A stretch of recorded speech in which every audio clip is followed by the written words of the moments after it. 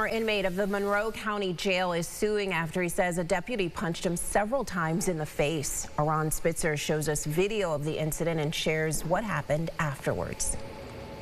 I feel that he attempted to kill me.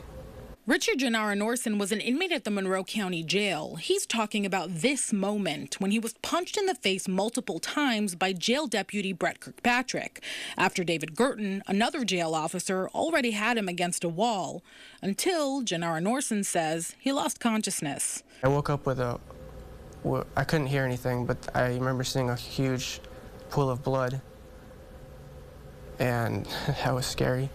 In the video, you can see Dzionara-Norsen pulling away from the officer. He has autism, and so he tells me he has sensory issues when it comes to touch. And his lawyer, Elliot Shields, says officers should have been aware. It's going to have a different effect, and it's important that officers have training so that they know that. The Monroe County Sheriff's Office told News 8 it couldn't get into detail about this case, but did offer a statement that said, quote, "In some cases, our internal processes proactively identify concerns before a formal complaint is made.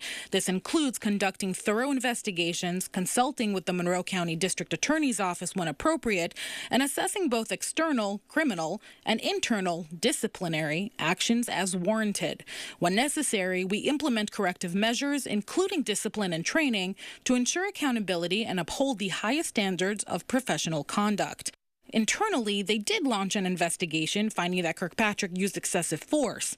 This resulted in a 20-day suspension, for which he was able to use vacation time to get paid. It sends a message to other deputies in that jail and other law enforcement officers in prisons and in jails across the state that what happened here is okay. In essence, it was simply a slap on the wrist. Dzionara-Norsen was taken here to the Monroe County Jail after he was convicted of possession of child porn in 2020. Now, that beating happened around a week into his sentence, and both his lawyer, Shields, and him believed that his conviction informed how he was treated by both inmates and guards. It's well known that in prison settings, those people require additional protection because they face greater threats. If you're convicted and face sentence and jail time, your punishment's already determined. It's being away from family, friends, and society. Dzionara-Norsen tells me he was supposed to have surgery to reverse the harm done to his face, but he contracted COVID, so it was canceled, but never rescheduled. I can feel the fractures in my nose. Like it's skewed at one angle, especially at the base right here.